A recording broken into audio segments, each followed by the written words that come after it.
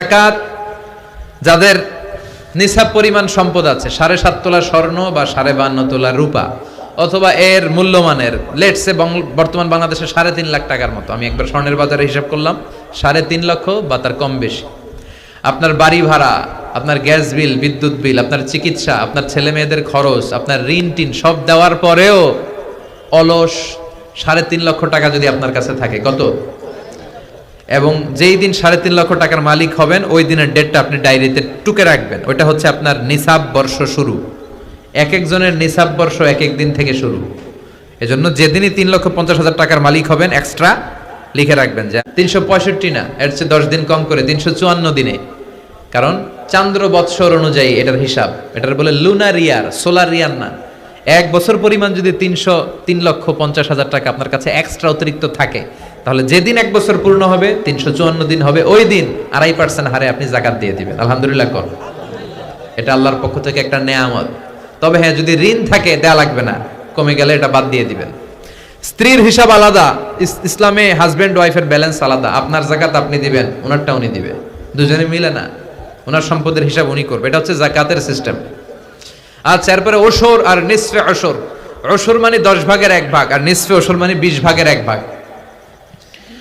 10-এর 1 আর 20-এর 1। 10-এর 1 হচ্ছে 10-এর 1 বেশি না 20-এর 1 বেশি?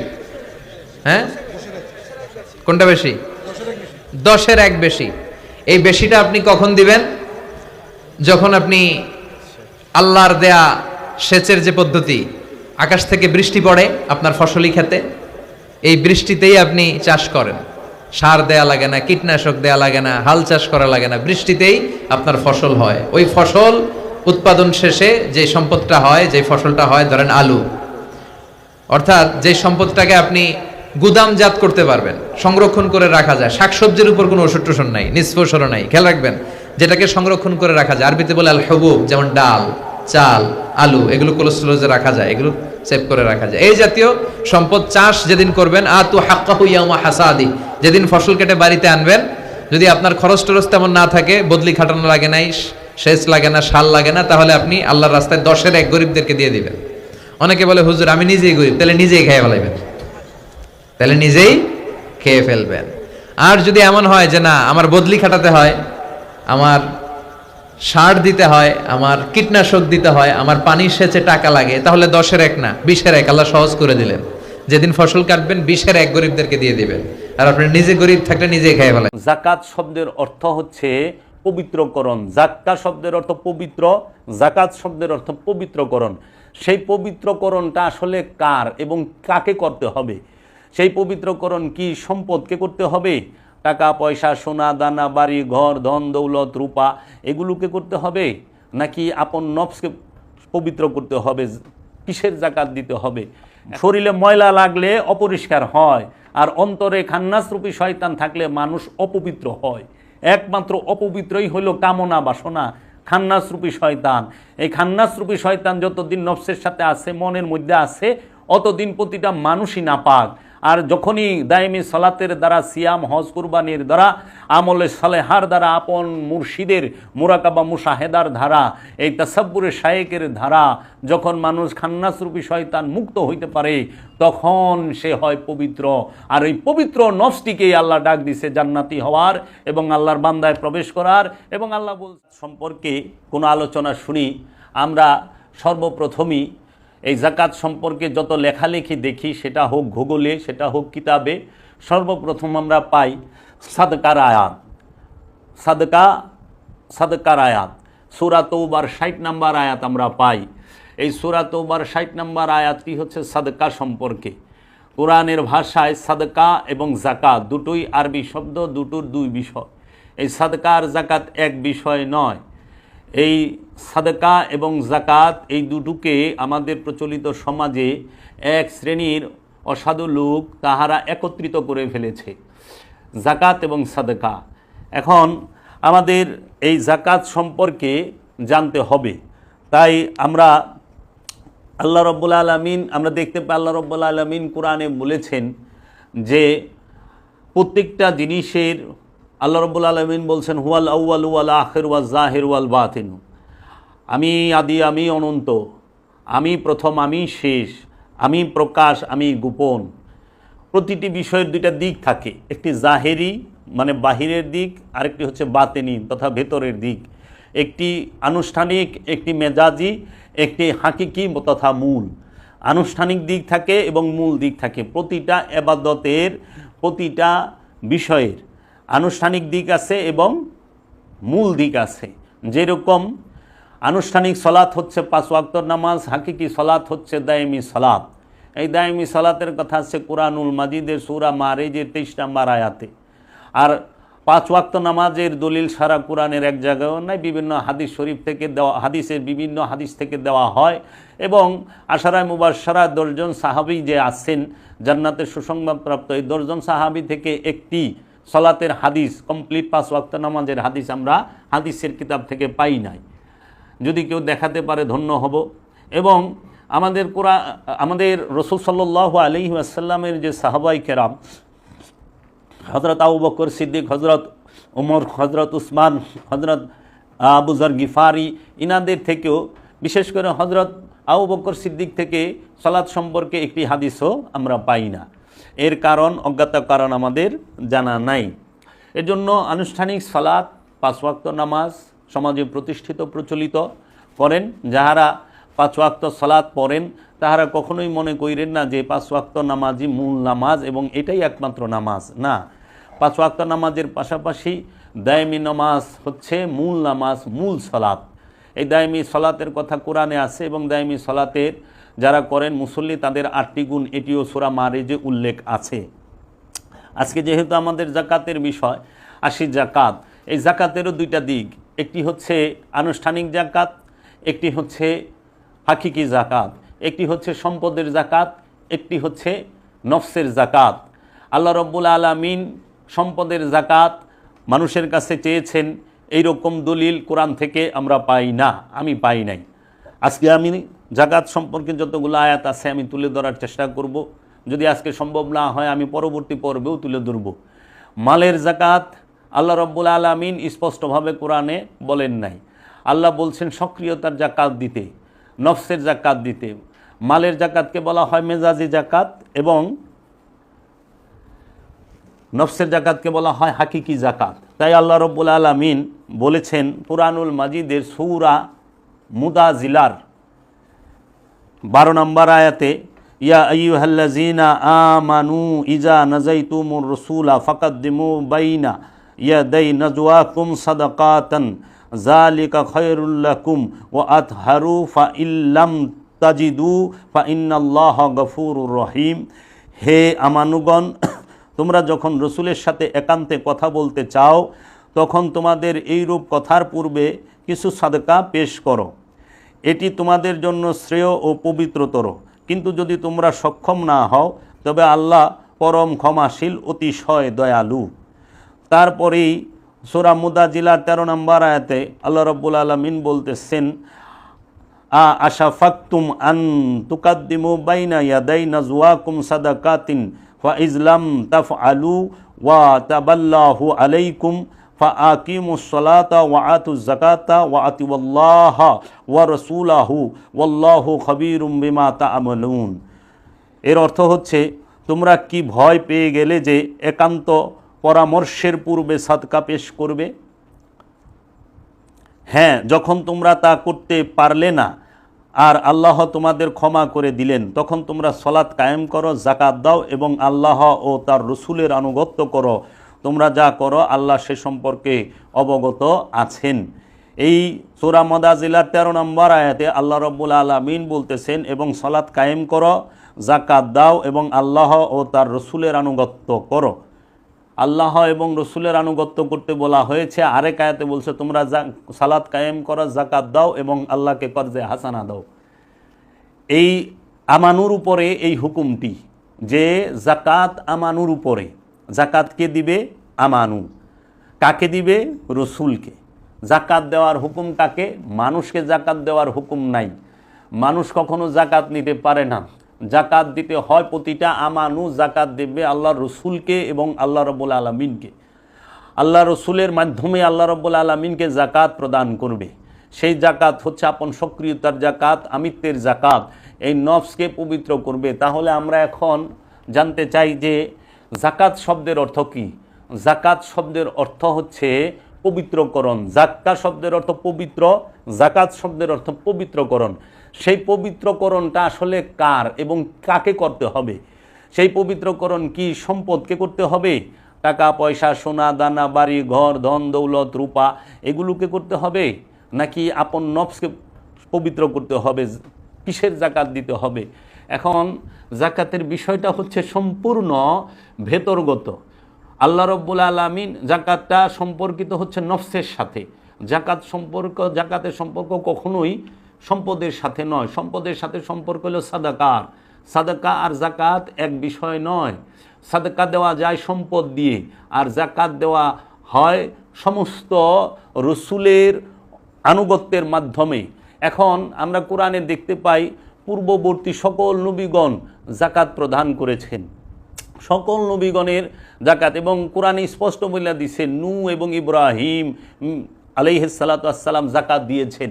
তাহলে হযরত নূহ এবং ইব্রাহিম আলাইহিসসালাম এবং পূর্ববর্তী নবীগণ কিসের জাকাত দিলেন? এই জাকাতটা আসলে কি, আমরা এই বিষয়ে আজকে কথা বলবো। জাকাত কি মালের জাকাত নাকি আমিত্বের কুরবানির দেবার জাকাত? প্রশ্ন আসে এবং এই প্রশ্নগুলো এসেছে আমার কাছে। এই জাকাতের আসল বিষয়টি কি হতে পারে? মহৎ কাজের উপদেশ কারা দেবে? অসৎ লোকের মুখে মহৎ কাজের আদেশ উপদেশটি কি মানায়? এখন এই জাকাত বিষয়ে আমরা যদি একটু বলি যে জাকাতটা আসলে কি। আমার মহান মুর্শিদ কেবলায়ে কাবা কালান্দার বাবা জাহাঙ্গীর বা ইমান আল সুরেশ্বরী ফি আনহু, তিনি তার কিতাব মারেফতের গোপন কথায় লিখেছেন। তাহলে জাকাতের কোরআনিক অর্থ কি? জাকাতের কোরআনিক অর্থটা কি? খুব সংক্ষেপে উত্তরটি হলো, মানুষ আল্লাহ হতে যাহা কিছু লাভ করে, যথা ধন সম্পদ, বিদ্যা বুদ্ধি, চিন্তা ভাবনা ইত্যাদি চিত্তবৃত্তির সর্বপ্রকার গুণাবলী সকলই আল্লাহর দান। আল্লাহর এই সমস্ত দান ও অনুগ্রহগুলোকে তাহারই নিকট উৎসর্গ করার নাম হলো জাকাত। তাই মানুষের যা কিছু আছে তাহা আল্লাহর সেবায় নিয়োগ করা ফরজ তথা আবশ্যক। তাই তারই দেওয়া চিন্তা ভাবনা ও ধন সম্পদ তারই সেবায় তারই নির্দেশ মতো উৎসর্গ করার নামই হলো জাকাত। মানবীয় আমিত্ব ও আপন ভাবধারা আল্লাহর নিকট বিলিয়ে দিতে হয়। আমিত্বকে নিজের মাঝে রাখলে তাহার সাথে সংযোগ করা হয় না। আমিত্বকে নিজের মাঝে রাখলে আল্লাহর সাথে সংযোগ হয় না। তো এই রাখলে আল্লাহর সাথে সংযোগ হয় না। তাই আমিত্বের উৎসর্গ তার সঙ্গে সংযোগের জন্য একান্তই প্রয়োজন। এর জন্য লক্ষ্য করবেন জাকাত কথাটি কোরআন শরীফে প্রায় সালাতের সঙ্গে মিলিয়ে প্রকাশ করা হয়েছে।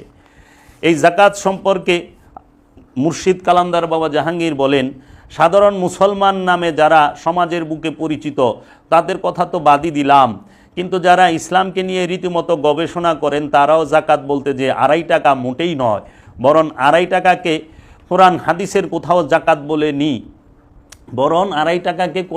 কোথাও জাকাত বলেনি, সেটাও বড়ই দুঃখজনকভাবে আমাদের কাছে একেবারেই অপরিচিত হয়ে রইল। যেন মহাকালের গর্ভে বিলীন হয়ে যাওয়া মুক্তোর আর সন্ধানী কেউ খেপার পরশমণি খোঁজার মতো খুঁজেও পেল না।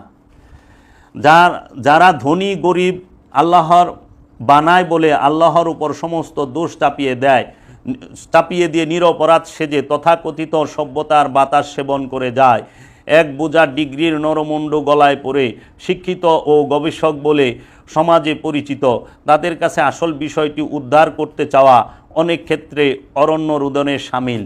বরং আসল বিষয়টিকে তারা এমনভাবে কবর চাপা দিয়ে ফেলেছেন যে আসলটা মাথা উঁচু করে যদি কখনো উকি ঝুঁকি মারতে চায় তখনই ভূত দেখে মার পিটের মতো নকল বলে চেঁচিয়ে সমাজকে আরও বিভ্রান্তের অতল তলে তলিয়ে দেয়। দেখেন, সমাজের মধ্যেই আসলে আসল জাকাত কি সেটার প্রচারই নাই। আমাদের প্রচলিত সমাজে শতকরা 2.5 টাকা, শতকরা 2.5%, হাজারে 2.5 লাখে 2.5 হাজার, এইটাকেই প্রতিষ্ঠিত করে ফেলেছে জাকাত, কিন্তু এই বিষয়টাকে কোরআন জাকাত বলে নাই। কোরআন এই বিষয়টাকে বলেছেন সাদাকা। এই সাদকাকে জাকাতে পরিণত করলো কারা? তাদের পরিচয়টাই বাকি, তারা কোন লোক? এই সাদকাকে তারা পরিচয় করলো। এখন জাকাত হলো ফরজ। এখন ফরজ কাকে বলি? ফরজ অর্থ কি? ফরজের আবিধানিক অর্থ হচ্ছে মনে করা, ইচ্ছা করা, অভিপ্রায় প্রকাশ থাকে যে ফরজ কথাটিকে ফিকহ শাস্ত্রের পণ্ডিতগণ ওয়াজিব বা অবশ্যই পালনীয় অর্থে গ্রহণ করিয়া থাকেন।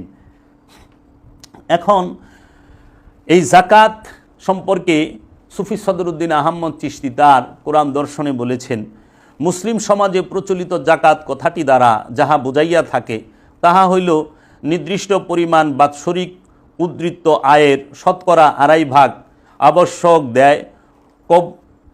আবশ্যক দেয় কবরূপে দান করা। আবশ্যকই এই কর রূপে দান করা। কোরআনে এই করের নামকরণ করা হয়েছে সাদকা। জাকাত বলতে আমিত্বের উৎসর্গ ব্যতীত অন্য আর কোনো অর্থেই শব্দটি কোরআনে ব্যবহৃত হয় নাই। জাকাত বলতে আমিত্বের উৎসর্গ ব্যতীত অন্য আর কোনো অর্থেই শব্দটি কোরআনে ব্যবহৃত হয় নাই। তো জাকাত বলতে আমরা বুঝলাম আমিত্বের উৎসর্গ, আপন সক্রিয়তার যে উৎসর্গ, সেটি জাকাত। এই জাকাতের দেওয়ার শিক্ষাটি গ্রহণ করতে হবে আপন রসুলের কাছ থেকে। আপন রসুলের কাছ থেকে জাকাত দেওয়ার শিক্ষাটি গ্রহণ করতে হবে। এখন জাকাত দানের শর্ত কি? আমরা যে জাকাত দেই, জাকাত দানের শর্ত হলো আমানু, মুসল্লি, মুমিন এবং মুসলমান হওয়া। জাকাতটা কে দিবে? কোরআন কাকে জাকাত দিতে বলছে? কোরআন বলছে ইয়া আইয়ুহাল্লাযীনা আমানু, হে আমানু জাকাত দিবে। আপনি একটু খেয়াল করেন, আল্লাহ রব্বুল আলামিন আমানুকে জাকাত দিতে বলল, মুসল্লিকে জাকাত দিতে বলল। আল্লাহ রব্বুল আলামিন তো ধনীকে জাকাত দিতে বলে নাই। যদি ধনীকে জাকাত দিতে বলতো তাই আল্লাহ বলতো কোরআনের মধ্যে যে ইয়া আইয়ুহাল্লাযীনা গনি, ধনীর আরবি হলো গনি, তাহাদেরকে, এই গনিদেরকে, ধনীদেরকে জাকাত দিতে বলতো। অথচ কোরআনে বলছে আল্লাহ রাব্বুল আলামিন ওয়া আকিমুস সালাত ওয়া আতুজ যাকাত। তো এইখানে তো বলে না ইয়া আইয়ুহাল্লাযীনা গনি ওয়া আতুজ যাকাত, হে ধনীরা তোমরা জাকাত দাও। আল্লাহ কি কথা বলছে? না, ধনীদেরকে তো জাকাত দিতে বলে না। আল্লাহ বলছে আমানুকে এবং মুসল্লিকে জাকাত দিতে, যাহারা রসুলের অনুসারী, রসুল সাল্লাল্লাহু আলাইহি ওয়াসাল্লামের উপরে যাহারা ঈমান এনেছে, আল্লাহ রসুলের হাতের উপরে হাত রেখে যাহারা কালেমা পাঠ করেছেন, আল্লাহ রসুলের অনুসরণ যাহারা করেন, তাহাদেরকে আল্লাহ জাকাত দিতে বলেছেন এবং রসুল এবং আল্লাহর অনুসরণ করতে বলেছেন। আল্লাহ কোরআনের মধ্যে বলেছেন যে তোমরা সালাত কায়েম করো, জাকাত আদায় করো এবং আল্লাহ ও আল্লাহর রসুলের অনুসরণ করো। এবং আরেক আয়াতে বলছে তোমরা সালাত কায়েম করো, জাকাত আদায় করো এবং আল্লাহকে কর্জে হাসানা দাও, উত্তম কর্জ দাও। তাহলে সম্মানিত দর্শকের প্রতি আমার এই প্রশ্ন যে আল্লাহর হাবিব রহমাতুল আলামিন জাকাত দিতে বললেন আমানুকে আর মুসল্লিকে কিংবা মুসলিমকে, মুমিনকে, এবং আমরা কোরআনে পাই যাহারা বিশ্বাসী তাহারা জাকাত দানে, জাকাত আদায়ে সক্রিয়। বিশ্বাসীগণ যারা মুমিনগণ জাকাত দানে সক্রিয় এবং তাহারা স্বতঃস্ফূর্তভাবে জাকাত প্রদান করে। তাহলে জাকাতের বিষয়টা যুক্ত হচ্ছে আমানুর সাথে, মুসল্লির সাথে, মুমিনের সাথে। এই মুমিন, আমানু এবং মুসল্লি, এই ধরনের যে বিশেষণগুলো ব্যবহার করা হয়েছে তাদের উপরে জাকাত ফরজ। ধনীর উপরে জাকাত ফরজ, এটা কে কইল? ধনীর উপরে সাদকা ফরজ, সাদকা দিতে বলছে ধনীকে। তোমরা গরিব মানুষের জন্য সাদকা দাও এবং সাদকার বন্টন ব্যবস্থা 8টি, সেটিও বলে দেওয়া হয়েছে, আমি সব বলবো। তাহলে এই ধনীর উপরে তো জাকাত ফরজ, এই কথা কোরআন বলে নাই। কোরআন জাকাত ফরজ করছে আমানুর উপরে, মুসল্লির উপরে, আর মুমিনগণ সবসময় জাকাত দেওয়ার বিষয়ে স্বতঃস্ফূর্ত। তাহলে কথা থাকে এইখানে, প্রশ্ন থাকে এইখানে যে পুরা আল্লাহর হক 5টি সমাজে প্রচলিত, জ্বালা কি? সলাত, জাকাত, সিয়াম, হজ, কুরবানি। তাহলে এই 5টি বিষয়ে যে সালাত এবং জাকাত, এই জাকাত মুসল্লি দিবে কাকে? আল্লাহ রসুলকে, আল্লাহ রসুলের মাধ্যমে রব্বুল আলামিনকে। তাহলে কোরআনে বলতেছে মুসল্লি এবং আমানু, তোমরা জাকাত প্রদান করো। আর আমাদের সমাজে প্রতিষ্ঠিত হয়ে গেছে যে ধনী মানুষ জাকাত দাও।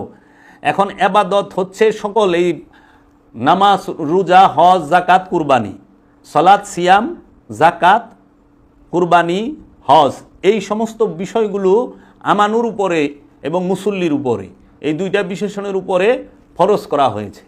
এখন কোরআনে তো কোথাও এই ধনীর উপরে জাকাত, ধনীর জন্য হজ, ধনীর জন্য কুরবানি, এটা কই পাইলেন?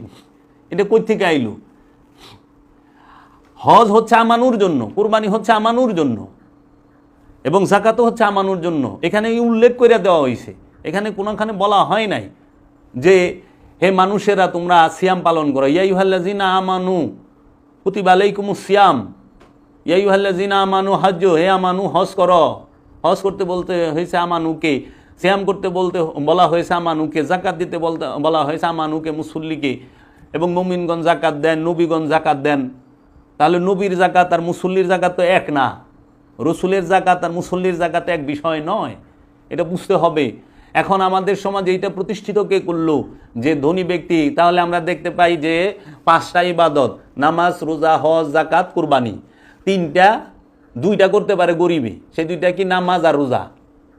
5টা করতে পারে না, কারণ জাকাত দিতে গেলে টাকা লাগে, কুরবানি দিতে গেলে টাকা লাগে, হজ করতে গেলে টাকা লাগে। গরিবের টাকাও নাই, কাজেই এই 3 এবাদত গরিব করা পারবো না। আবার সুন্দর করে দিছে যে এইগুলার সব পায়ে যাইবেন না করা পারলো। এখন তো আবার বদলি হজও করে দেখি, কিন্তু বদলি কুরবানিও দেয় না, বদলি নামাজও পড়ে না। দেখবেন বদলি হজ করে, মৃত বাবা মার নামে বদলি হজ করে। কই পাইলেন এই বদলি হজের ফর্মুলা? তাহলে বদলি নামাজ পড়েন, কারণ হজ ফরজ, তো বদলি নামাজ পড়েন। এর জন্য ধনীর উপরে জাকাত ফরজ না, আমানু এবং মুসল্লির উপরে জাকাত ফরজ। আমানু যদি ভিখারিও হয়, ভিক্ষা কইরাও খায়, মানে বিশ্বাসী রসুলের উপরে যার ইমান আছে, সেই ব্যক্তিটি যদি ভিক্ষা কইরাও খায়, আমানু যিনি, মুসল্লি যিনি, তার উপরও জাকাত ফরজ। সেই জাকাত হইল হাকিকি জাকাত, এই আমিত্ব উৎসর্গের জাকাত, আপন সক্রিয়তার উৎসর্গের জাকাত। এই নফসের সাথে যে খান্নাস রূপী শয়তান আছে, আমিত্ব আছে, সেইটাকে উৎসর্গের জাকাত দিতেই হবে। যদি এই আমানুর অর্থ না থাকে, এই আমানু সে রুগীও হয়, এই আমানু সে যদি সম্পদশালী না হয়, তারপরও জাকাত দিতে হবে হাকিকিটা। আর মেজাজি যেটা মালের জাকাত, আনুষ্ঠানিকতা, সেটা ধনী দেও, এতে আমার কোনো নাই। কিন্তু আমি যে বিষয়টা বলতেছি আপনাদেরকে লক্ষ্য করতে হবে সেইটি, যে আমি সব সময় কোরআন দর্শনের মূল বিষয় নিয়ে কথা বলি, হাকিকি বিষয়গুলো নিয়ে কথা বলি। কারণ সমাজের অধিকাংশ মানুষ আনুষ্ঠানিকতাকে যাই না ভালাইছে, জানে, কিন্তু আনুষ্ঠানিকতার ভিতরে যে মূল হাকিকত আছে, মূল সত্য আছে, এই মূল সত্যকে বোঝাই দেওয়ার জন্য যে আনুষ্ঠানিকতা, এই মূল সত্যকে মানুষ ভুলে গেছে। মানুষ অনুষ্ঠানকে এখন মূল মনে করতেছে। যেরকম মূল সিয়াম হচ্ছে আত্মসংযম করা, সমস্ত প্রকার পাপাচার এবং কামাচার থেকে বিরত থাকা, সেইটা না কইরা মানুষ এখন দুমছে না খায়া রইছে, না খায়া থাকে, ভাত পানি কিচ্ছু খায় না, কিন্তু সুদ, ঘুষ, মজুদ করা, এই সিটারি বাটপারি সব ঠিক মতো পাক্কা দমে করতেছে। এরা আবার কইতাছে রোজা রাখো, জিজ্ঞেস করে, মানে এরা রোজা বলতে না খায়া থাকাটাকেই বুঝা ভালাইছে, যে না খায়া থাকাটাই মনে হয় রোজা। না খায়া থাকাটা রোজার অনুষ্ঠান, এটা রোজার মূল না। মূল রোজা হইল পাপাচার এবং কামাচার থেকে বিরত থাকা, জেনা থেকে বিরত থাকা, সমস্ত প্রকার অপকর্ম থেকে বিরত থাকা, সমস্ত প্রকার অপকর্ম থেকে বিরত থাকার নাম হাকিকি রোজা। এর জন্য অপকর্ম থেকে বিরত থাকেন, সমস্ত প্রকার কামাচার থেকে বিরত থাকেন, সমাজ সুন্দর হবে, পরিবেশ সুন্দর হবে, পরিবার সুন্দর হবে, এই দেশটা সুন্দর হবে, এই মানুষগুলো সুন্দর হবে। এখন কামাচার পাপাচারে লিপ্ত থাইকে যদি সারাদিন না খায় থাকেন, এইটা এই শারীরিক পরিশ্রম ছাড়া আর কিছুই হবে না। এর জন্য এই জাকাত দিতে হবে আমানুকে, প্রত্যেকটা আমানু জাকাত দেবে। আর সম্পদের জাকাত ধনী দিব। আল্লাহ সার্বজনীন, আল্লাহর বাণী সার্বজনীন, রসুল সার্বজনীন। এই আল্লাহর বাণী সার্বজনীন, এই রসুল সার্বজনীন, আল্লাহর হুকুমও সার্বজনীন। আমানুর, প্রতিটা আমানুর উপরে সার্বজনীন হুকুম। আর এইটাকে দলে দলে বিভক্ত কে করলো?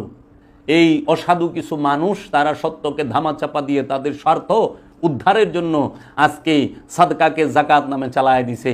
সমাজ থেকে জাকাতের মূল দর্শন উড়ায় দিছে, মূল দর্শনটা জাকাতের নাই। আমি এখন কিছু প্রশ্ন করব, মানে আমার কাছে যে প্রশ্ন আসছে সেগুলো আপনাদের কাছে বলবো। যেরকম কুরআনুল মাজিদে যে আল্লাহ রাব্বুল আলামিন সূরা মারিজে বলছেন মুসল্লিগণ ধন সম্পদ জমা করে না, আর মুসলমান ব্যক্তি মালিকানায় কোনো সহায় সম্পত্তি থাকে না। মুসল্লি ধন সম্পদ জমা করে না, যে ধন সম্পদ জমা করে সে মুসল্লি নয়। আর মুসলমানের ব্যক্তি মালিকানায় কোনো সহায় সম্পত্তি থাকে না। এর জন্য আমরা দেখতে পাই কোনো নবী রসুলের ব্যক্তি মালিকানায় সহায় সম্পত্তি ছিল না। এমনকি সাহাবায়ে কেরাম হযরত আবু বকর, হযরত উমর, হযরত উসমান এরা বাইতুল মাল থেকে বেতন নিত, কিন্তু এদের সম্পদ ছিল না। বাইতুল মালকে নিজের মাল করছে মুয়াবিয়া বাইতুল মালের সম্পত্তিকে নিজের সম্পত্তি করছে। তাই দেখেন রসুল কোনো সম্পত্তি দেওয়া যায় নাই। এটা রসুলের কন্যারে আবু বকর সিদ্দিক বইলা দিছে বাগে ফিগাত নিয়ে। একটু হাদিস খুলে দেখেন বাগে ফিগাতের, কোরআন থেকে, এই হাদিসের কিতাব থেকে, বুখারী শরীফ থেকে। তাহলে যদি রসুল সম্পদ জমা না করে, রসুলের সাহাবারা সম্পদ জমা না করে, রসুলের আউলাদরা সম্পদ জমা না করে, জগতে কোনো কামেল আল্লাহর ওলিরা সম্পদ জমা করে নাই, তাহলে তাদের অনুসারী মুসলমান হইয়া আমরা কিভাবে সম্পদের পাহাড় করি? এর জন্য ব্যক্তির হাতে সম্পদ থাকতে পারবে না, তার যতটুকু প্রয়োজন সে দিবে। সম্পদ থাকবে রাষ্ট্রের কাছে সম্পদ থাকলে মানবের কল্যাণ হবে। আর ব্যক্তির কাছে সম্পদ থাকলে ব্যক্তি রাষ্ট্রকে কবজা করার চেষ্টা করব এবং ব্যক্তির সমস্ত অপকর্মের জন্ম দিব। এর জন্য ইসলাম এত সুন্দর, ইসলাম স্পষ্ট বলে দিচ্ছে সম্পদ জমা করা হারাম। আপনারা সূরা হুমাজা পড়বেন, সূরা মাউন পড়বেন এবং আপনারা সূরা মারিজ পড়বেন। এবং আরও আছে, আমি আয়াতের দলিল সহ দিব। সম্পদ সম্পর্কে আমি কথা বলবো যে তোমরা যদি সোনা রূপা এগুলো জমা করো, এগুলো গালায়া একদম আল্লাহ জাগা মতন ডাইলে দিব, কুয়ে দিছে। আসতেছি সামনে সম্পদ সম্পর্কে বলার জন্য। এখন সম্পদ জমা করার উৎসাহ আমাদেরকে দান করেন।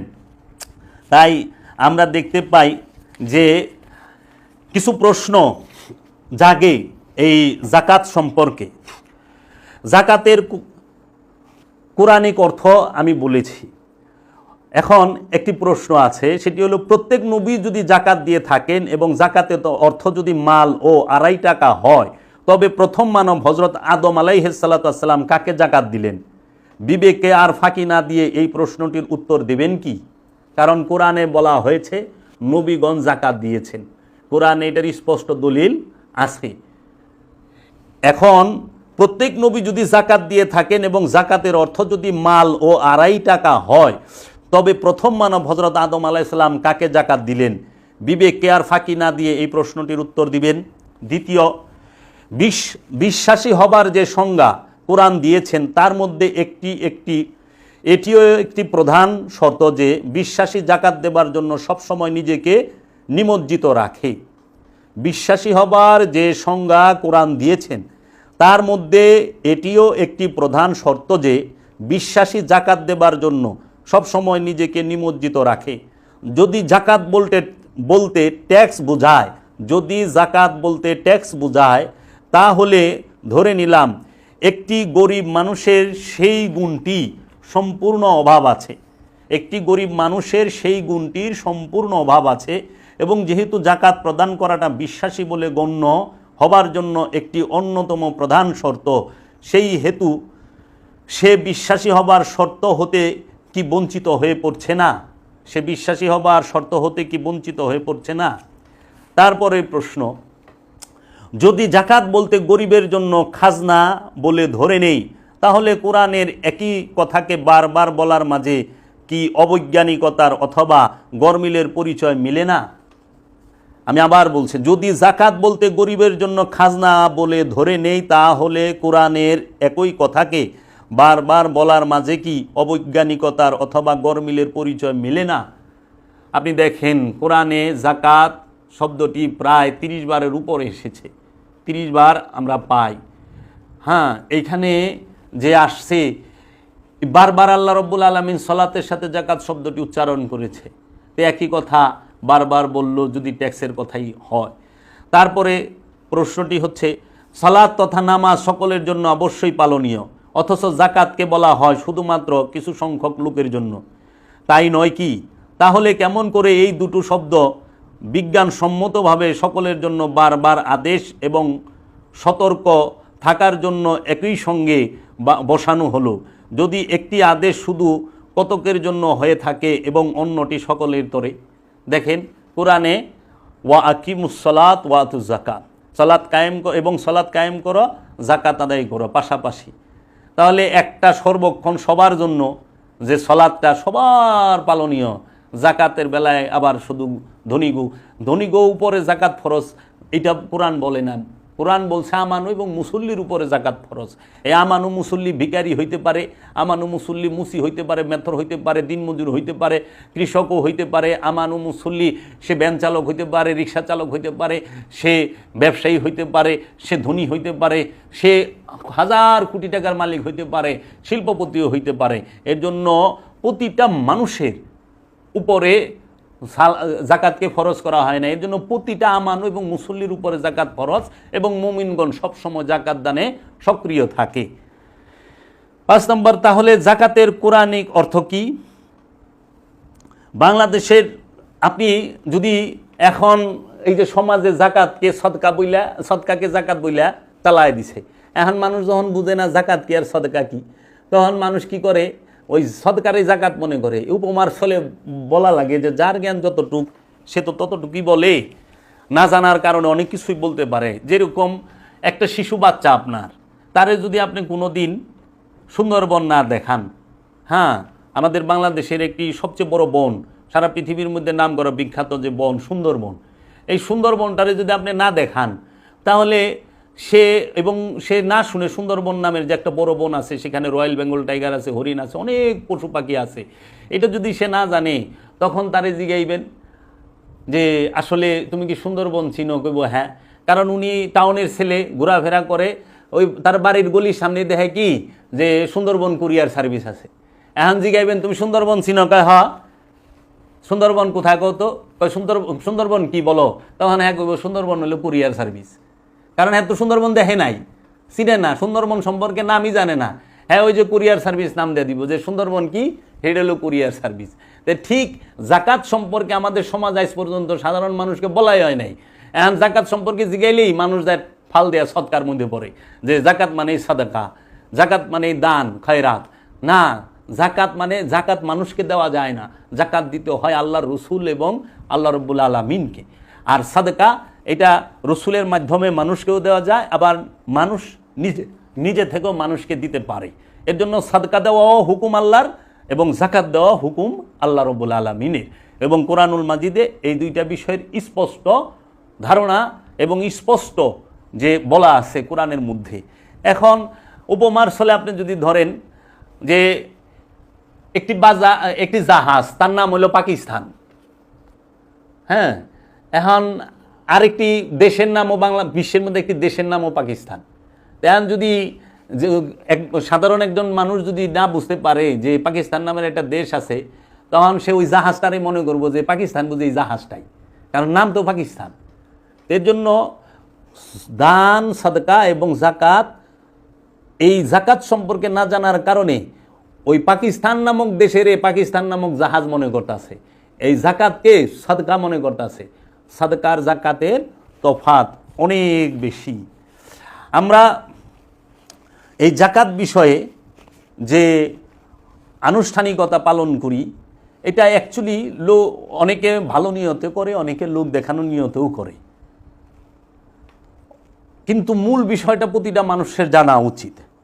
সামাজিক ও অর্থনৈতিক বিবর্তনের তথা ক্রমবিকাশের সাথে উৎপাদনের পদ্ধতি এবং বন্টন ব্যবস্থার প্রয়োগ অবশ্যই পরিবর্তন করতে হবে, কিন্তু অভ্যন্তরীণ মূলনীতি সাম্যবাদ অক্ষুণ্ণ রাখতেই হবে। যেমন ধরুন, প্রকৃত জাকাতের নামকরণ করে জাকাত নামক রাষ্ট্রীয় কর। প্রকৃত জাকাতের সংজ্ঞা কখনোই জাকাত নামক করটির ভাব কোরআনে বহন করতে পারে না, কারণ কোরআন হলো মূলনীতি। সেই জন্য জাকাত নামক করাটিকে হাদিসে জাকাত নামক করটিকে হাদিসে জাকাত শব্দে ব্যবহার করা হয়নি। হাদিস পড়ার সময় লক্ষ্য করবেন, জাকাত নামক করটির ভাব যখনই বহন করেছে তখনই উহাকে সাদকা নামক কর বলা হয়েছে। শতকরা 2.5 টাকার সাদকার জাকাত নামক কর আর কোরআনের জাকাত কখনোই এক ভাব বহন করতে পারে না। শতকরা 2.5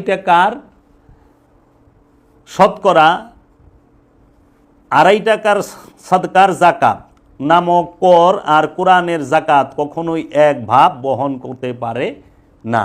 জাকাত ফরজ, জাকাত দিতে হবে আপন সক্রিয়তা। এখন হযরত মনসুর হাল্লাজ, যিনি একজন আল্লাহর ওলিয়ে কামেল ছিলেন, তাকে যখন কাজীর দরবারে ডাকা হইল, কাজীর দরবারে ডেকে জিজ্ঞেস করা হইল যে মনসুর, তুমি জাকাত সম্পর্কে কি ধারণা? তুমি বলো তো 20 দিরহাম যদি তোমার কাছে থাকে তাহলে 20 দিরহামের জাকাত কত আসবে? তখন তিনি উত্তরে বললেন, উত্তর তো 2টা, কোনটা দিমু? কয় দুটোটাই বলো। তখন তিনি বললেন, 20 দিরহামের জাকাত আমার কাছে যদি সাধারণ হয় তার জন্য ওই 20 দিরহাম থেকে 2.5% বাদ দিয়ে যা থাকবে সেটা তার, আর ওই 2.5% তাকে দিতে হবে। কথার কথা 20 দিরহামের জাকাত যদি 17.5 টাকা হয় আর 2.5 টাকা দিয়ে দিতে হইব মানুষকে, 2.5% যদি হয় ওইখান থেকে। আর সুফির কাছে যে রবের চাওয়া জাকাত, সুফি দর্শনের যে জাকাত, মনসুর হাল্লাজ বলছিলেন যে আমার কাছে যদি 20 দিরহাম থাকে তাহলে আমার উপরে জাকাত ফরজ হয়ে গেছে 20.5 দিরহাম। তখন কাজী শুনে অবাক হয়ে গেছে, এটা আবার কীভাবে 20 দিরহামের জাকাত 20.5 দিরহাম হয় কেমনে? তখন বলছিল যে 20 দিরহাম আমার কাছে রাখছি, জমা করছি, এটা কখনোই জমা করা যাবে না, তার জন্য আধা দিরহাম ফাইন হয়েছে, জরিমানা হয়েছে, এর জন্য 20.5 দিরহাম দিতে হবে। এজন্য মানুষের, সাধারণ মানুষ শতকরা 2.5 টাকা দেয়, আর আল্লাহর ওলিরা, সুফিরা, ওলিয়ে কামেলরা 2.5 টাকা রাইখা বাকি 97.5 টাকা জাকাত দিয়ে দেয়। এইখানে হইল সম্পদ জমাকারী আর সুফিদের মধ্যে পার্থক্য। সম্পদ জমাকারীরা কি করে? তাহারা 97.5 টাকা রাইখা 2.5 টাকা দেয় মেজাজি জাকাতে, আর সুফিগণ, আল্লাহর ওলিগণ কি করে? 2.5 টাকা নিজের জন্য রাইখা 97.5 টাকায় মানুষকে জাকাত দিয়ে দেয়। দেখেন আল্লাহর হাবিবের জাকাত, দেখেন উম্মতের উপরে। আল্লাহর হাবিব মা খাদিজাতুল কুবরার সমস্ত সহায় সম্পদ এবং নিজে যুদ্ধে 27টা যুদ্ধের জয়লাভ করা, 5টা যুদ্ধের 5টা রাজার সম্পদ, 5টা রাজত্বের সম্পদ, গনিমতের মাল সহ, এবং হযরত আবু বকর সিদ্দিকের দান করা সমস্ত সম্পদ, এবং হযরত উমরের দেওয়া অর্ধেক, এবং হযরত উসমানের দেওয়া 4 ভাগের 1 ভাগ, হযরত আব্দুর রহমান ইবনে আউফের দেওয়া সম্পত্তি, সমস্ত কিছু উৎসর্গ লুটায়া সে আল্লাহর রাহে ফি সাবিলিল্লাহ লুটায়া দিছে, আমাদেরকে শিক্ষা দিয়া গেছে জাকাত এইভাবে দিতে হয়। আর আজকে আমরা সেই আল্লাহর হাবিবের কথা বইলা, সেই আল্লাহর হাবিবের দেওয়া কোরআনকে পাঠ কইরা, সেই আল্লাহর হাবিবের দেওয়া জাকাত, সেই আল্লাহর হাবিবের দেওয়া হাদিসকে পাঠ কইরা আমরা জাকাতের সম্পদ অনেক জায়গায় দেখি মানুষ আত্মসাৎ করে, জাকাতের টাকা আত্মসাৎ করে। হ্যাঁ, এই জাকাত কি করে?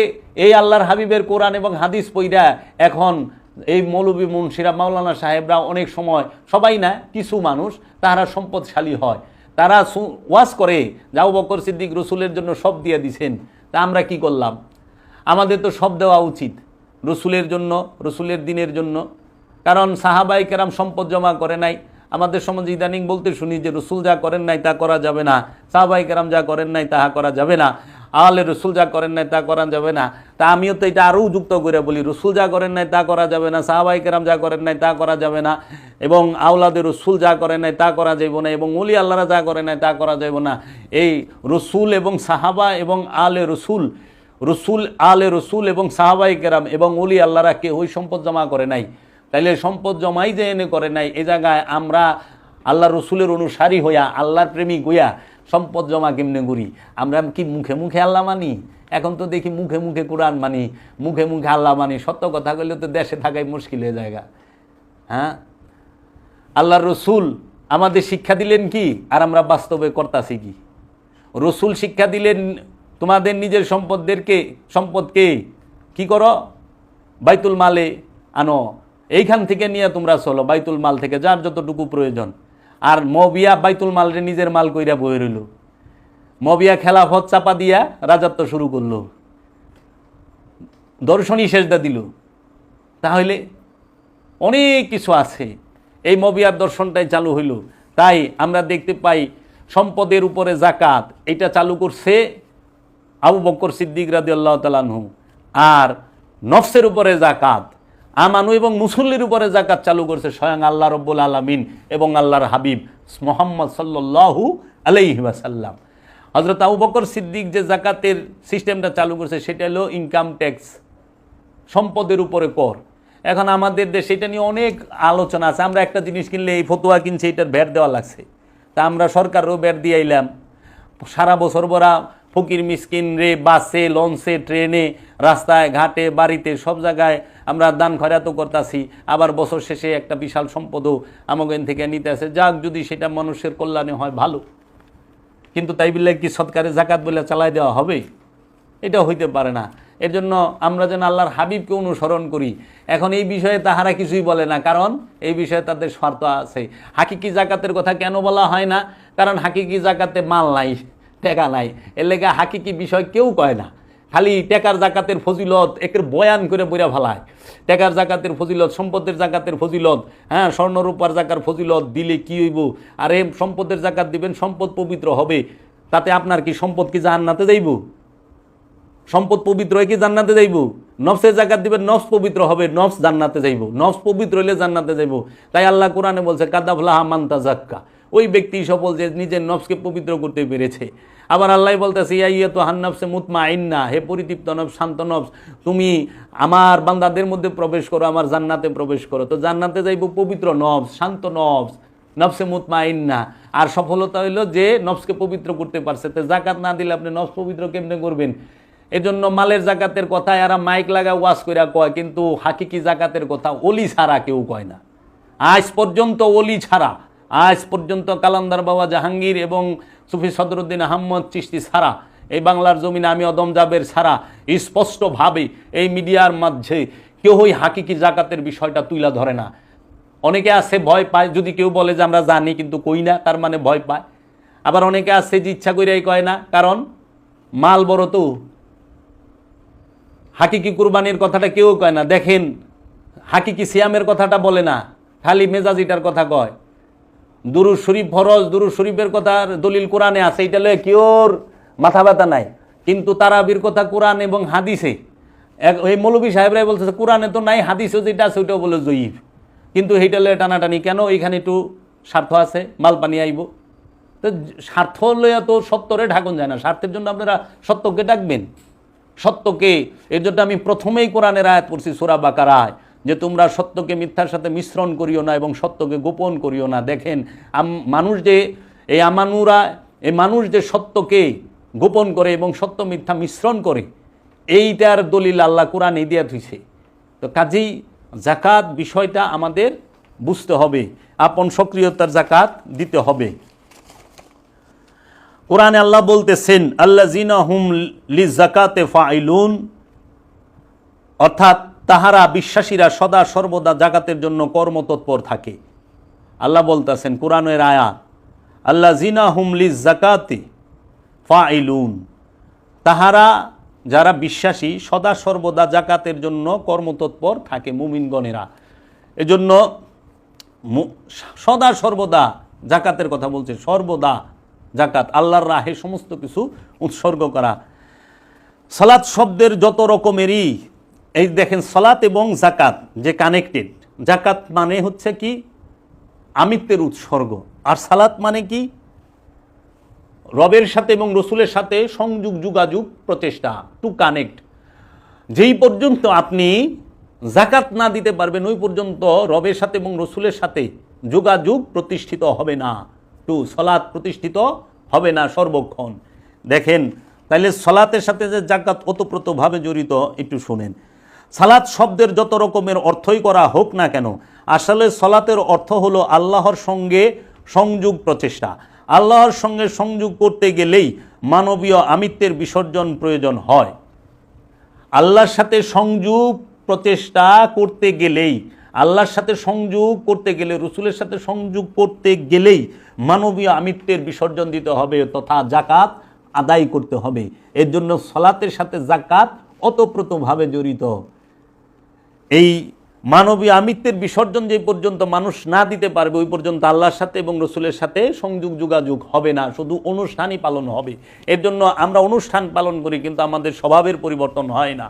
আমরা প্রচুর অনুষ্ঠান পালন করতেছি কিন্তু আমাদের স্বভাবের রুচির পরিবর্তন হচ্ছে না। কিন্তু ইবাদত করলে, আল্লাহর ইবাদত যেই করব সঙ্গে সঙ্গে তার স্বভাবের পরিবর্তন এবং রুচির পরিবর্তন ডেফিনেটলি আসবে, অবশ্যই আসবে। কারণ এটা আল্লাহ গ্যারান্টি দিয়া থুইছে। যে সালাত করবে, যাকাত করবে, কুরবানি দিবে, হজ করবে, তার স্বভাবের পরিবর্তন আসবেই। একজন হাজি তো কখনো অন্যের হক মাইরা খাইতে পারে না, ভাই বোনের সম্পদ আত্মসাৎ করতে পারে না। কারণ হাজি মানে কি? আল্লাহর দিদার পাইছে, যে আল্লাহর ঘরে যে আল্লাহরে দিয়ে খাইছে, হ্যাঁ হইল হাজি। যে শয়তানরে পাথর মাইরা খেদাই দিয়েছি, যে আমিত্ব কুরবানি করে আইছে, পশু কুরবানি করে না, আমিত্বরে কুরবানি করে আইছে। যে সমস্ত মাথার চুল মানে মাথার কুবুদ্ধি সব চাইছে ভালাই দিয়েছে, মাথার চুল ভালায় না হাজিরা। তা আমি দেখো শয়তান রে আরাফার ময়দানে বইছে, বইয়া সেইখানে কি হইছে, শুদ্ধ এবং পবিত্রতা হাসিল করছে। কইরা মিনায় যাইয়া পাথর মাইরা শয়তান রে খেদাই দিয়েছে, শয়তান রে খেদাই দিয়ে যাইয়া কুরবানি করছে। মানে শয়তান খেদাইছে মানে কুরবানি করে পশু শেষ, নিজের অন্তরের মধ্যে হিংস্র দানবীয় পশুগুলো শেষ। তারপরে মাথা নেড়া করে, নেড়া কইরা তারপরে দেশে আয়া অন্যের হক মাইরা খায়। আমার আপন চাচায় ভাই বোনের হক মাইরা খাইছে, বইনগো সম্পত্তি লেখা নিছে। এইরকম আপন চাচা আপনাকে বাড়ি ঘরে আপন মামু আছে, হ্যাঁ পাড়া প্রতিবাসী আছে, হজ করে আইছে কিন্তু সম্পত্তি মাইরা খায় ফেলেছে। মানে আল্লাহরে দেখার পরে, আল্লাহর ঘর দেখে আসার পরে সে অন্যের হক মাইরা খায়। তাহলে বুঝছেন হজ করে তার স্বভাবটা কি পরিবর্তন হয়েছে। অথচ কি বলে হাদিসে এবং ইয়ে যে হজ করলে সে নবজাতক শিশুর মতো হয়ে জায়গা। নবজাতক শিশু কি কেউর হক মাইরা খায়, কেউ সম্পদ মাইরা খায়, খাওয়ানে ভেজাল মিলায়, সম্পদ মজুদ করে, এই কৃত্রিম সংকট তৈরি করে জিনিসপত্রের দাম বাড়ায়, তারা মজুদকারী হয় না। নবজাতক শিশু তো একদম নিষ্পাপ মাসুম। এখন এই হাজিনাবের নবজাতক শিশুগুলা এরা দেশে আইসা যত প্রকার পাইজামি আছে সব করে, সব হাজি না, অধিকাংশ হাজি, শতকরা 80-90%। এরকম ভালো হাজি 2-4 জন পাওয়া যায়, সবাইরে খারাপ ঢালোভাবে বলা যাবে না। এই কিন্তু আমাকে আপন চাচারা আছে, অনেক আপন চাচা আছে এরকম যে রাস্তা বন্ধ করে থইব, হজ করে আইছে 22 বার, পুরা মাসুম শিশু হয়ে গেছে গা, খালি একবারে শিশু নাকি, গর্বের নবজাতকের মতো। কি কইবেন? হজ করার পরে স্বভাবের পরিবর্তন হয় নাই, সালাত করার পরে স্বভাবের পরিবর্তন হয় নাই, জাকাত দেওয়ার পরে স্বভাবের পরিবর্তন হয় নাই, প্রতি বছর কুরবানি করে, গরুটারে ঠিকই জবা করে কিন্তু মনে যে হিংস্র গরুটা আছে, হিংস্র ভাগটা আছে সেটাতে জব করা পারে না। তাই কাজী নজরুল কইছে, মনের পশুকে করো জবাই, পশুরা বাঁচে বাঁচে সবাই। প্রতিটা মানুষ যদি মনের পশুটারে জব করতে পারত আগে, তারপরে মনের পশু জবা করলে কল্যাণ হইতো, সমাজটা শান্তিতে হইতো, এই আত্মসাৎ থাকতো না, এই জুলুম অত্যাচার থাকতো না, খাবারের মধ্যে ভেজাল, প্রতিটা খাবারের মধ্যে বিষ মিশাইয়া মানুষের খাওয়ায়, মানুষ রোগে সুগে ভুগতাছে, মানুষের কিডনি খারাপ হয়ে যায়, লিভার খারাপ হয়ে যায়, লাংস খারাপ হয়ে যায়, মানুষের এই রোগের শেষ নাই। এর কারণ কি? কারণ আমরা অধিকাংশ খাওয়ানোর মধ্যে বিষ নিজের ভিতরে যাই না শুনে দিতেছি। যে মাছ বিক্রি করে হ্যাঁ মাছে বিষ মিলায়, যে দুধ বিক্রি করে হ্যাঁ দুধে মিলায়, অনেক হ্যাঁ তো দুধ খায় না কিন্তু মাছ খায়, মাছ আলায় করে রাখ, তোরে মাছ খাওয়াই ছেড়ে দেয়, আর দুধ আলায় কয় তুই তো মাছ খাবি না, তোর দুধ খাওয়াই। অনেক দুধ আলা মাছ আলায় দুইটা খাইব না, ফল আর জানে যে ফল খামো, ফল আলায় বিষ মাইরা থেকে দেয়, অনেক ফল আলা ফল খা, মানে একে অপরের বিষ খাওয়ানোর মধ্যে প্রতিযোগিতায় নেমে গেছি। এই ফরমালিন নামক বিষ। সমাজ সুন্দর হবে কবে? এই সমাজে সুশিক্ষা প্রতিষ্ঠিত হবে কবে? এর জন্য অবশ্যই সিয়াম স্বভাবের পরিবর্তন করবে। আপনি একটু খেয়াল করেন, আল্লাহ কি সোনার উপর অলঙ্কার মানুষের, আল্লাহ কি সোনার উপর অলঙ্কার মানুষের দিয়া দিছে যে তাহার জাকাত আল্লাহ চাইব? আল্লাহ তো সোনার উপর অলঙ্কার মানুষের দিয়া দেয় না, আল্লাহ আমিত্ব দিয়া দিছে। আল্লাহ মানুষকে ইচ্ছাকৃতভাবে মানুষের অন্তরের মধ্যে, কলবের মধ্যে আমিত্ব নামক এই জিনিসটারে দিয়া দিছে আল্লাহ পরীক্ষা করার জন্য, যে তুমি কি আমাকে ভালোবাসো না এই আমিত্বের মায়া জালে পইরা এই দুনিয়া নামক এই সমস্ত কিছুকে ভালোবাসো। আল্লাহ পরীক্ষা করার জন্য। আল্লাহ যদি স্বর্ণ গয়না দিয়া দিত আইতের সময়, তাইলে পরে আল্লাহ স্বর্ণ গয়নার জাকাতি চাইতো। এর স্বর্ণ গয়নার জাকাত চায় রাষ্ট্র, আর আমিত্বের জাকাত চায় আল্লাহ এবং আল্লাহর রসুল। এর জন্য আল্লাহ আর আল্লাহর রসুলকে আমিত্বের জাকাত দিবা, আর সম্পদের জাকাত রাষ্ট্রে এবং রাষ্ট্রের মানুষগুলাকে দিও, কাজে দিব। যদি আল্লাহর সম্পদের জাকাত চায়, তাহলে আল্লাহ যে কর্জে হাসানা চেয়েছে, তাহা কি সোনা রূপা, জাগা জমি, টাকা পয়সা ইত্যাদি? আল্লাহ যে কর্জে হাসানা চাইল, 3টা স্পষ্ট আয়াত আছে, আমি উল্লেখ করে দিব। দেখো আল্লাহ কি কইতেছে কর্জে হাসানা সম্পর্কে। আল্লাহ বলতেছে সূরা হাদীদের 11 নম্বর আয়াতে, এমন কে আছে যে আল্লাহকে উত্তম কর্জ দিবে, তাহলে তিনি তার জন্য তা বহুগুণ বৃদ্ধি করে দিবেন এবং তার জন্য রয়েছে সম্মানজনক প্রতিদান। আল্লাহকে কে কর্জে হাসানা দিবে? এই কর্জে হাসানা কি? এই কর্জে হাসানা কি স্বর্ণ গয়না? এই কর্জে হাসানা কি স্বর্ণ রূপা হীরা, এই সম্পদ, টেকা, মালপানি, এই খাবার দাবার? তে কর্জ হাসানা কি? আল্লাহ যে কর্জ চাইলো, আল্লাহকে কর্জ কে দিল? কয়জনই দিয়া পারলো? এই কর্জটি কি আজকে সমাজে এটা প্রতিষ্ঠিত না? এটা ফরজ। আল্লাহ কইছে যে আমাকে কর্জে হাসানা দাও। আরেক আয়াত আল্লাহ বলতাছে, কে সেই ব্যক্তি যে আল্লাহকে কর্জ দেয় সুন্দর কর্জ, সুতরাং তাহা বহুগুণ করা হইবে তাহার জন্য দ্বিগুণের উপর দ্বিগুণ অনেক। আল্লাহরে যদি তুমি উত্তম কর্জে হাসানা দাও, আল্লাহ এর বহুগুণ বাড়ায়া দিব। সে উত্তম কর্জ কি? টাকা পয়সা? আল্লাহ তোমার কাছে টাকা কর্জ চাইছে, সোনা রূপার কর্জ চাইছে, 2.5% কর্জ চাইছে। সেই কর্জটা কি? আল্লাহ টাকা দিয়ে কি করবো কও? আল্লাহ রাব্বুল আলামিন আরেক আয়াতে বলতাছে, ওয়া আকিমুস সালাতা ওয়া আতুজ যাকাতা ওয়া আকরিদুল্লাহ কারদান হাসানা, এবং কায়েম করো সালাত এবং যাকাত দাও এবং কর্জ দাও আল্লাহকে সুন্দর কর্জ। এই সুন্দর কর্জ দিবার কইছে, সেই সুন্দর কর্জটা কি? বিবেকের কাছে প্রশ্ন রাখলাম, আলেম উলামাদের কাছে প্রশ্ন রাখলাম, এই পীর মাশায়েখদের কাছে প্রশ্ন রাখলাম। আপনারা যারা সুন্নি আলেম উলামা আছেন, আপনারা দয়া করে বলবেন এই কর্জে হাসানাটা কি? যদি আপনারা না পারেন, আমি বইলা দিমু বাবা জাহাঙ্গীরের দয়া, এই কর্জে হাসানা অবশ্যই দিতে হবে। তারপরে আল্লাহ রাব্বুল আলামিন, আমরা দেখতে পাই সোনা রূপার জাকাত এখন থেকে, কিন্তু নূহ নবী ইব্রাহিম নবীর জমানায় কি সোনা রূপার এবং ফ্ল্যাট ছিল? নূহ নবী এবং ইব্রাহিম নবীর আমলে সোনা রূপা, এই ফ্ল্যাট, সহায় সম্পত্তি, আমি দেখি জাকাত সম্পর্কে গুগলে ঢুকলাম, যত লেখা দেখলাম আলেম উলামাদের, এই খালি স্বর্ণ রূপা, এই ফ্ল্যাট, হীরা ডায়মন্ড, এই টাকা পয়সা, আপনার এই টাকার জাকাত দিতে হবে। কিন্তু কেউ একবারের তরেও বলে নাই আপনার নফসের জাকাত দিতে হবে। টাকা কি জান্নাতে যাইব? স্বর্ণ গয়না জান্নাতে যাইব? স্বর্ণ লয়ে জান্নাতে যাই পারবেন? তো স্বর্ণরে পবিত্র করে আপনার কি লাভ? নফসরে পবিত্র করেন, নফস পবিত্র করলে আপনি জান্নাতে যাই পারবেন। তো নফসের জাকাত দেন। নফসের জাকাত কেউ দিবার চায় না। আর্থিক ইবাদত কি জাকাত নাকি সাদকা? জাকাত, সাদকা হইলে আর্থিক ইবাদত, অর্থ দিয়া যে ইবাদতটা, যে হুকুমটা আল্লাহর পালন করে। আর জাকাত হলো মানবীয় আবৃত্তের উৎসর্গ। সালাত কি দৈহিক ইবাদত না নফসি ইবাদত? সালাত হচ্ছে নফসের ইবাদত। সালাত করবে নফস, সালাত করবে মন, সালাত করবে কলব, সালাত করবে আমার হৃদয়, দেহ আনুষ্ঠানিকতা পালন করবে দেহের মাধ্যমে। দেহের জন্য সালাত না, কারণ দেহ তৌহিদে বাস করে। মনের জন্য সালাত, কলবের জন্য সালাত, অন্তরের জন্য সালাত, কারণ অন্তর তৌহিদে বাস করে না, অন্তরে শয়তান থাকে। এই সালাতের মাধ্যমে শয়তানরূপী খান্নাসকে দূর করতে হবে, নফসকে পবিত্র করতে হবে। আর নফসকে পবিত্র করার মূল উপাদানই, মূল মাধ্যমই হলো সালাত, সেটা দায়মি সালাত। এজন্য পানি দিয়া পরিষ্কার হওয়া যায়, আর দায়মি সালাতের দ্বারা শয়তানরূপী খান্নাস মুক্ত হওয়া যায়, পবিত্র হওয়া যায়। এর জন্য শরীরে ময়লা লাগলে অপরিষ্কার হয়, আর অন্তরে খান্নাসরূপী শয়তান থাকলে মানুষ অপবিত্র হয়। একমাত্র অপবিত্রই হইল কামনা বাসনা, খান্নাসরূপী শয়তান। এই খান্নাসরূপী শয়তান যতদিন নফসের সাথে আছে, মনের মধ্যে আছে, অতদিন প্রতিটা মানুষই নাপাক। আর যখনই দায়মি সালাতের দ্বারা, সিয়াম, হজ, কুরবানির দ্বারা, আমলে সালেহার দ্বারা, আপন মুর্শিদের মুরাকাবা মুশাহেদার ধারা, এই তাসাব্বুরে শায়েকের ধারা, যখন মানুষ খান্নাসরূপী শয়তান মুক্ত হইতে পারে তখন সে হয় পবিত্র। আর এই পবিত্র নফসটিকেই আল্লাহ ডাক দিছে জান্নাতি হওয়ার এবং আল্লাহর বান্দায় প্রবেশ করার। এবং আল্লাহ বলছে ওই ব্যক্তি সফল যে তার নিজেকে পবিত্র করতে পেরেছে। এবং রসুলের আগমন হয়েছে জগতে নফসকে পবিত্র করার জন্য, আয়াত তিলাওয়াত করার জন্য, কিতাব শিক্ষা দেবার জন্য, হিকমত দান করার জন্য।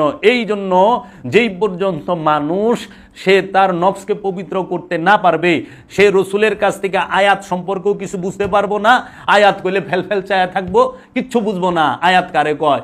সে কিতাবের জ্ঞান নেবার মতো উপযুক্ত তা অর্জন করে না, হিকমত গ্রহণ করার মতো উপযুক্ত সে উপযুক্ত সে হয় না। এর জন্য তোমার সর্বপ্রথম নফসকে পবিত্র করলে তুমি আয়াত কি বুঝতে পারবা, কোরআন কি বুঝতে পারবা এবং কোরআন স্পর্শ করতে পারবা। কারণ কোরআনে আল্লাহ কইছে যে আল্লাহ রাব্বুল আলামিন বলতেছেন লা ইয়ামাসসাহু ইল্লাল মুতাহহারুন, কেউই স্পর্শ করতে পারে না পবিত্র ব্যতীত। এই পবিত্র ওই পরিষ্কার না যে অজু মানে পানি দিয়া হাত মুখ ধুইলা, সাবান দিয়া হাত মুখ ধুইয়া গোসল করে মাসাক টাসাক কইরা ঠাস করে কোরআন ধরলা, এইটা তুমি এই কোরআন ধরতে পারবা, বাইন্ডিং করা আরবি কোরআন ধরতে পারবা, কিন্তু নুরি কোরআন স্পর্শ করতে পারবা না। নুরি কোরআন স্পর্শ করতে গেলে নফস থেকে খান্নাসরূপী শয়তানকে তাড়াই দিতে হবে।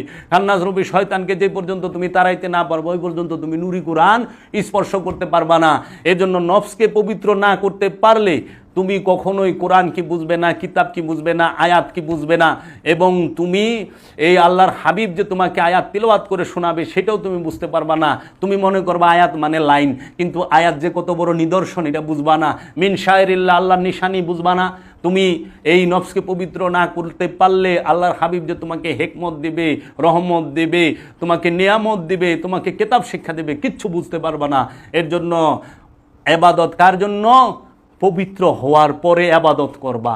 আর পবিত্র হওয়ার জন্য এই সালাত, সিয়াম, হজ, যাকাত, কুরবানি, আমলে সালেহা আল্লাহর রাসূল তোমাদের জন্য দান করেছেন। এর জন্য তোমরা স্বার্থকে উপরে ওঠানোর জন্য সত্যকে ঢাইকো না, স্বার্থের জন্য সত্যকে অস্বীকার করো না, স্বার্থের জন্য সত্যকে ঢাইকে রাখো না। কারণ স্বার্থ হলে জীবনে আল্লাহর সামনে দাঁড়ায় পারবা না। স্বার্থ হলে রসুলের প্রেম হইব না, স্বার্থ দিয়া রসুলের প্রেম হয় না, স্বার্থ দিয়া কোনোদিন আল্লাহর সামনে দাঁড়ান যায় না। আল্লাহর সামনে যদি দাঁড়াইতে হয় সত্য নিয়ে দাঁড়াইতে হবে, সত্য হইয়া দাঁড়াইতে হবে, সত্য বইলা দাঁড়াইতে হবে। আল্লাহ সত্যবাদীর সাথে থাকে, আল্লাহ সত্য যে বলে সলেহীন, আল্লাহ মুত্তাকি মুহসিনিনের সাথে থাকে। এই সত্যকে অস্বীকার করো না। তোমরা আনুষ্ঠানিক জাকাতকে বলো, কিন্তু হাকিকি জাকাত আছে। আজ না বুঝতে পারো কোনো দুঃখ নাই, কিন্তু একদিন না একদিন এই মানব জাতি, এই মানব সমাজ বুঝবেই যে আসলে আমিত্বের এই উৎসর্গটাই হলো মূল জাকাত। আজকে স্বার্থের জন্য তাহারা সত্যকে প্রচার করে না। দুরুদ কিয়াম, মিলাদ কিয়াম ফরজ, রসুলের তাজিম করা ফরজ, কোরআনে অসংখ্যবার বলছে। এই রসুলের তাজিম, দরুদ, মিলাদ কিয়ামকে বেদাত বানায় দেয়। আর এই সালাতুল তারাবির কথা কোরআনে স্পষ্ট কুনাহানে নাই, এইটা পারাপারি করে। তারাবি শব্দের অর্থ বিশ্রাম। এটা কি বিশ্রাম করা কয়? আপনারা বিশ্রাম করছেন?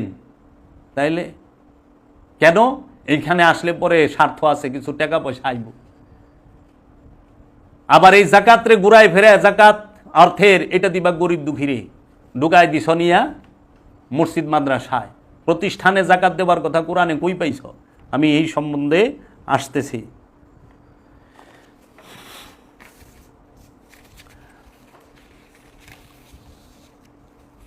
এবং এই জাকাত কবে থেকে চালু হয়েছে আমি বলছি। নামাজ চালু হয় মেরাজের পর থেকে। তাহলে জাকাতের প্রচলন শুরু হয় কবে থেকে? জাকাতের প্রচলন বাবা আদমের জমানা থেকে, নূহ নবীর জমানা থেকে, ইব্রাহিম নবীর জমানা থেকে, এবং দাইমি সলাতু এই পূর্ববর্তী নবীগণদের আমল থেকে সলাত এবং জাকাত। আনুষ্ঠানিক 5 ওয়াক্ত নামাজ মেরাজ শরীফের পরে থেকে আইছে, তাও এটা তাফসীর কারকের লেখা। তাফসীরের নাম হলো তাফসীর ইবনে কাশশাফ, আল্লামা জামাখশুরি মুতাজিলা ফিরকার অনুসারী। তিনি তার তাফসীরের মধ্যে লিখছেন 50 ওয়াক্ত থেকে 5 ওয়াক্ত আনছে। এইটা উনি উনার মন মতো লিখছেন, এইটাই মুসলমান জাতি লুইভা নিছে, কিন্তু দায়মি সালাতকে স্পর্শই করে না। এখানে দায়মি সালাতের কথা কইলে আমার কমেন্টে কয় দায়মি সালাত আবার কি? জীবনে তো শুনি নাই, এটা কেমনে করে, এটা কি? তার মানে মানুষ জীবনে শুনেই নাই। নাহলে আলেম প্রশ্ন করে, আবার অনেক মৌলবী সাপ্তাহ আছে গালিও দেয় দুই একটা বিসমিল্লাহ কইয়া। এটা দেখো যায় আমার কমেন্টে আমি কইছি দায়মি সালাতের কথা, আল কোরআনের কথা। আল কোরআনের আয়াত পড়লে কি গালি আসে? তো তুমি গালি দিছো কেন? তুমি তার এগেনস্টে একটা গঠনমূলক সমালোচনা করো, তুমি গঠনমূলক একটা কমেন্ট করো, একটা লিখা দাও, তোমার সত্য তুমি উত্থাপন করো, আর আমারটা আমি করি দেখো। যারটা সত্য, তোমার তো গ্রুপিং না, সত্যকে মাইনা নেওয়া, তুমিও সত্য চাও আমিও সত্য চাই, এনে কি দলাদলি আছে নাকি? না। তাহলে দায়মি সালাতের কথা শুনলে বুদ্ধি হার মতো তো আল কোরআন, আল কোরআনের আয়াত। দায়মি সালাতকে যারা অস্বীকার করে তারা আল কোরআনকে অস্বীকার করে।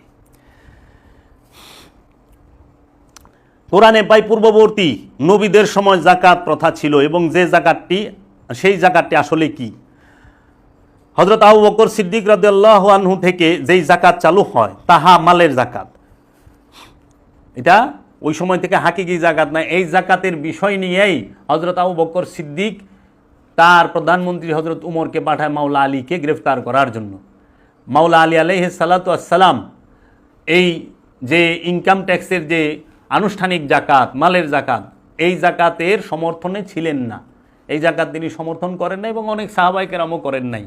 তার জন্য অনেক ঝগড়াঝাটি, মারামারি, কাটাকাটি হয়েছে। ইতিহাস থেকে আমরা শুনি, আমরা শুনতে পাই, জানতে পাই।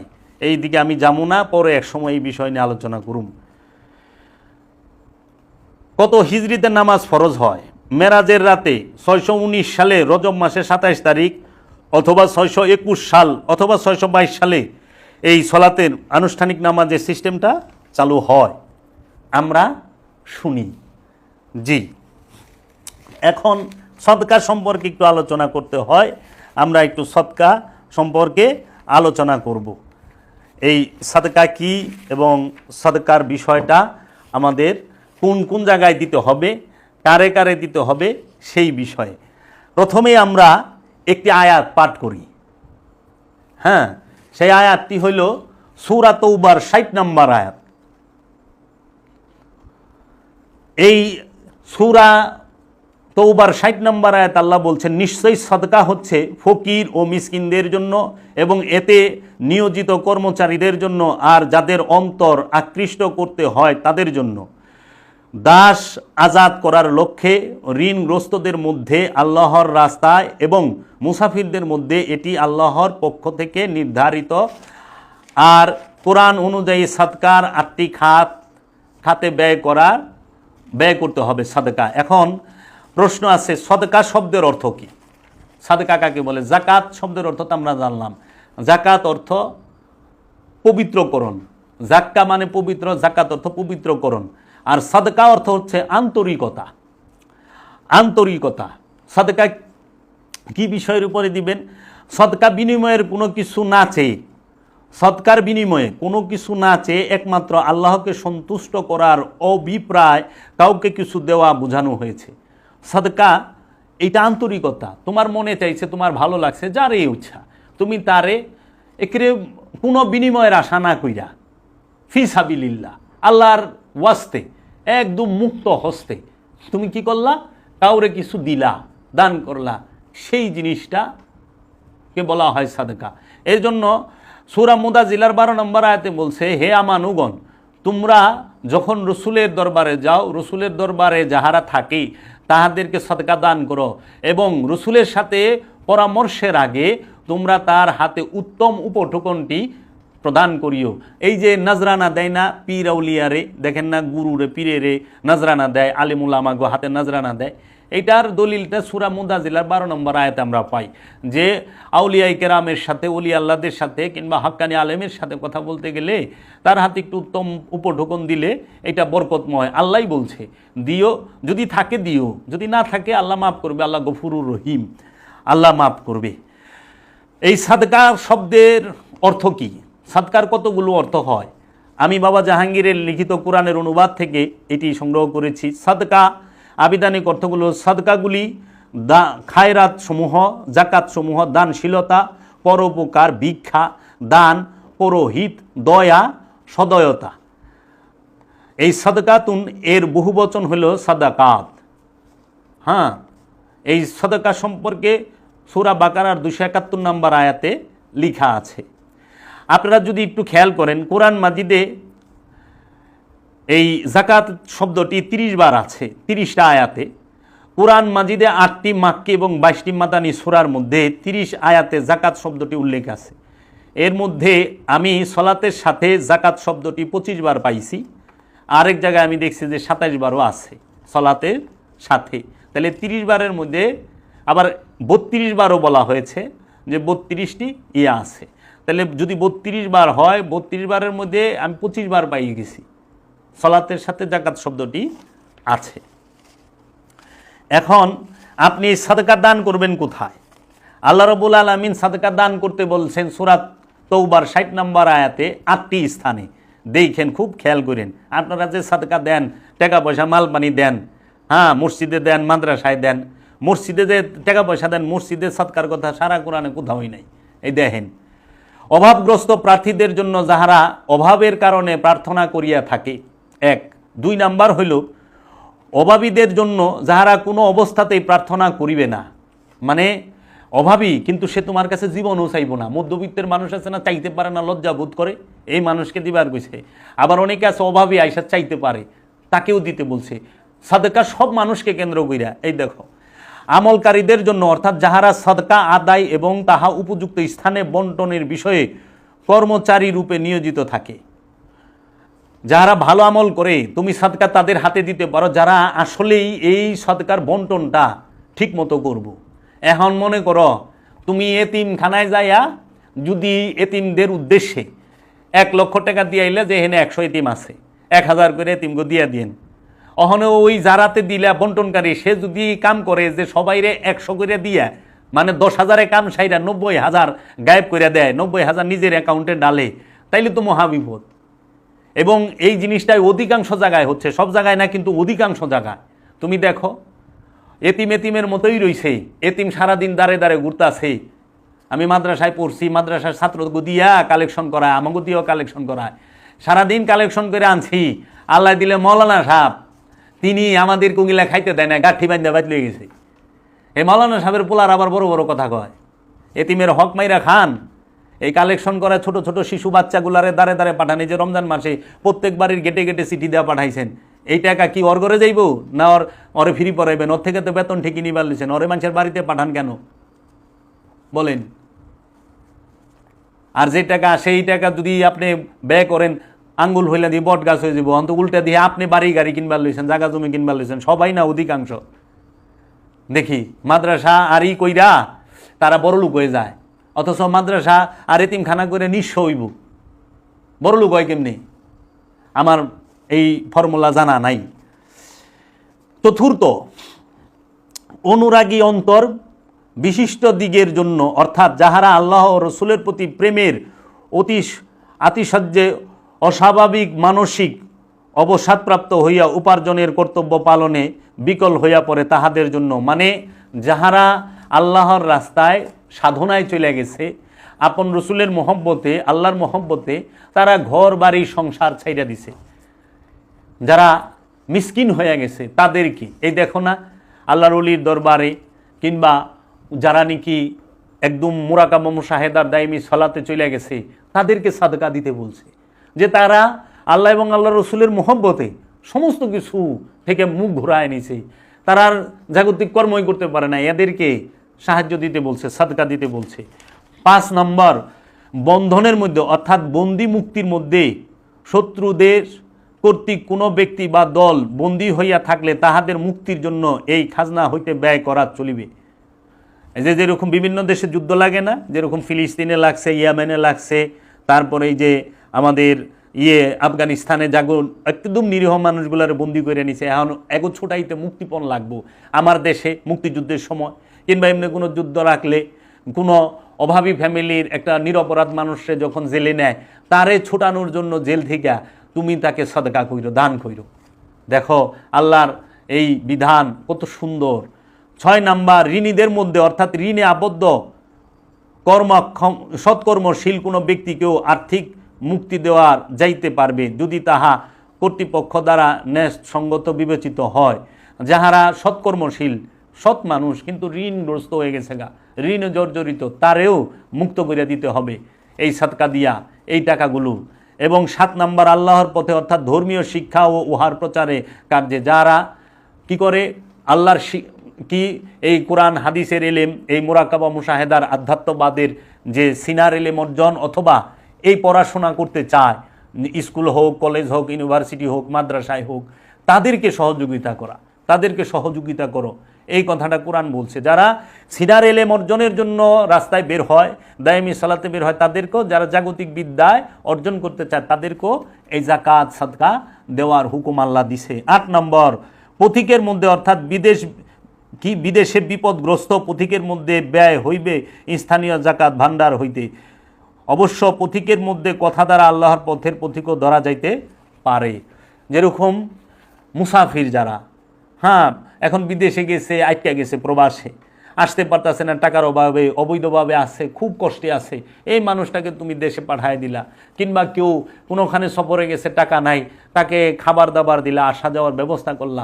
এই 8টা খাত আল্লাহ করে দিছে। দেখো তো একটা জায়গায়ও মসজিদের কথাটা কইছে নি, এই পাকা ঘরের কথা কইছে।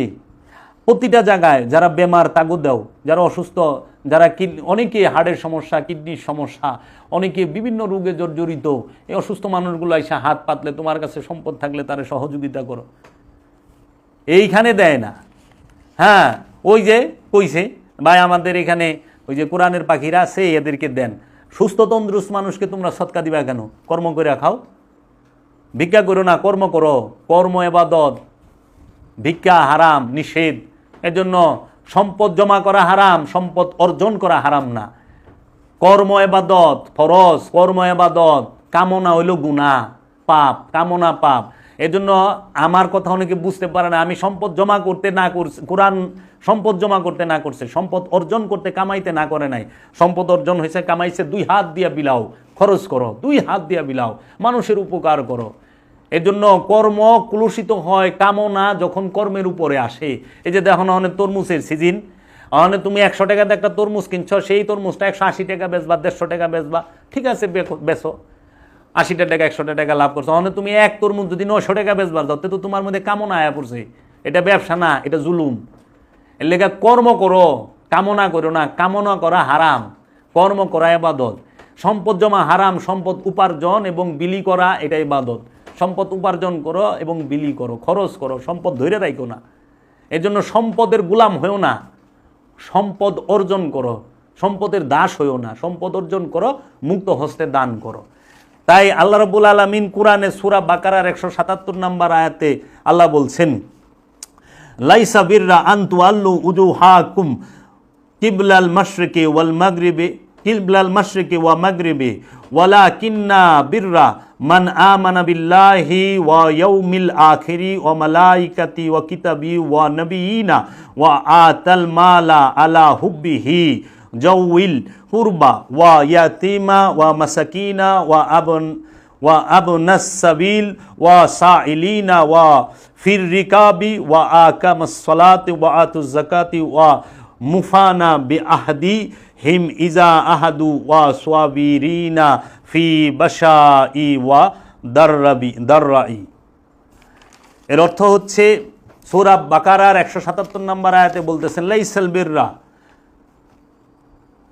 পণ্য নাই তোমাদের চেহারাগুলি তোমরা যেই দিকেই ফিরা, পূর্ব এবং পশ্চিমে, পূর্ব পশ্চিমে চেহারা মুখ ঘোরানে, পূর্ব দিকে পশ্চিম দিকে মুখ ঘোরানে কোনো প্রকার পণ্য নাই। পণ্য আছে কিসে? আল্লাহ রাব্বুল আলামিন কোরআন স্পষ্ট বলছে, আল্লাহর প্রতি যে ঈমান আনিল তাতে পণ্য আছে, সওয়াব আছে। আখেরাতের দিকে যে ঈমান আনছে সওয়াব আছে। ফেরেশতাদের উপরে যে ঈমান আনছে সওয়াব আছে।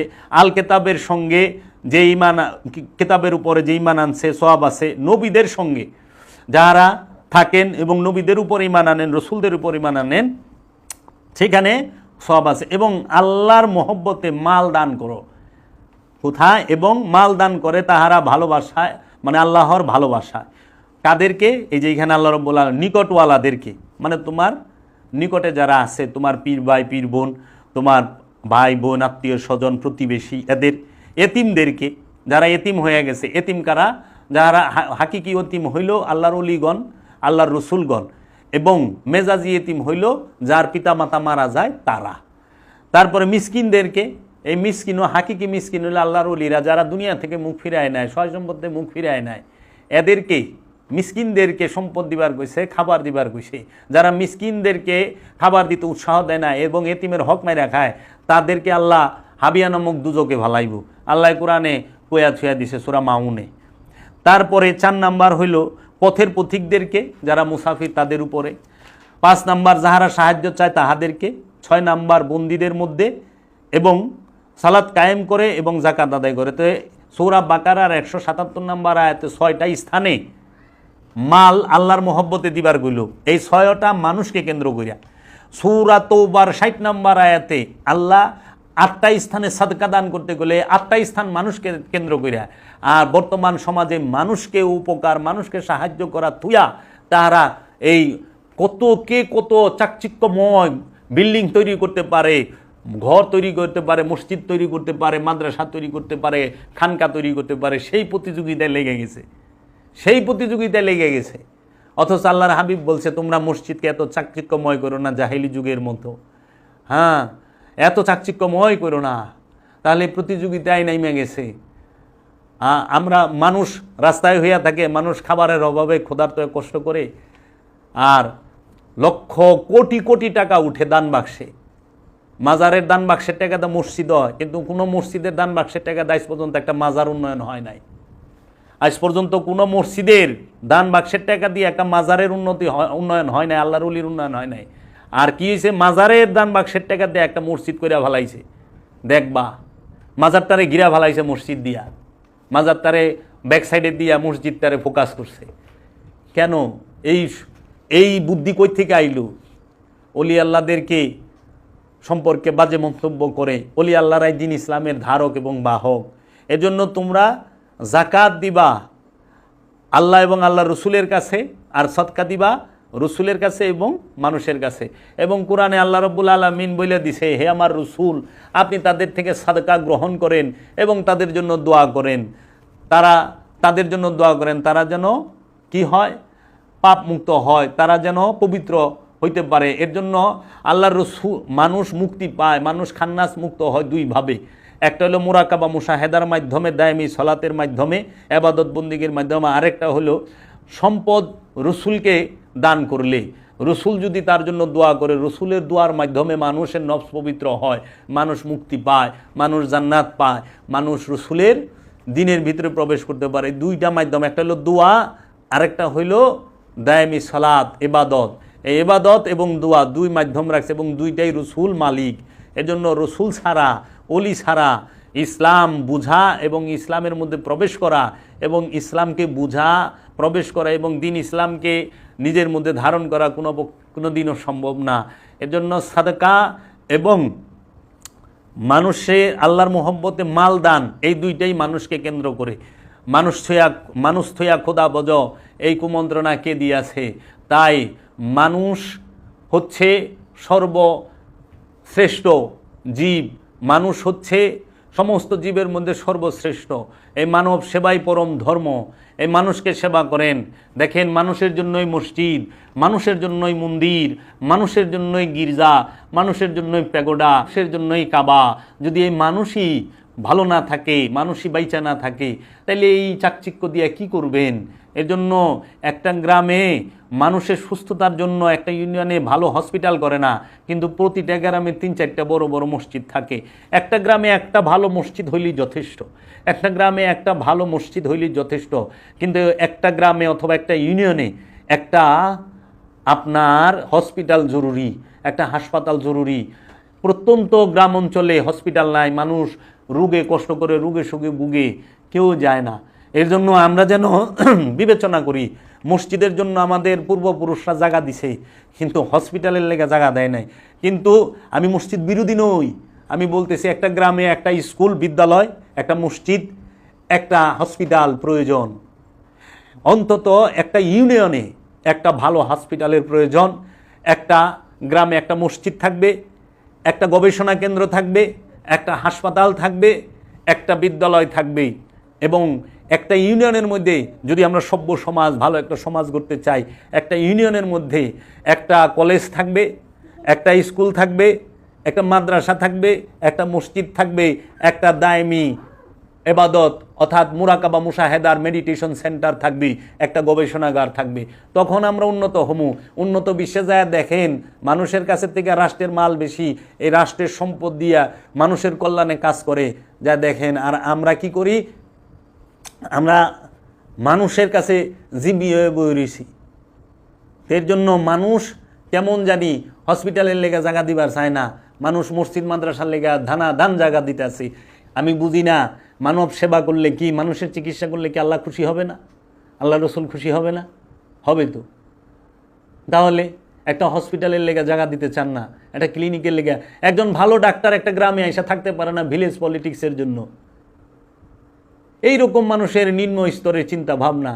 একজন ভালো ডাক্তারকে একটা ইউনিয়নে রাখতে পারে না। তাহলে আমাদের চিন্তাধারা যেন পাল্টায়, আমরা যেন মানুষের সেবা করি।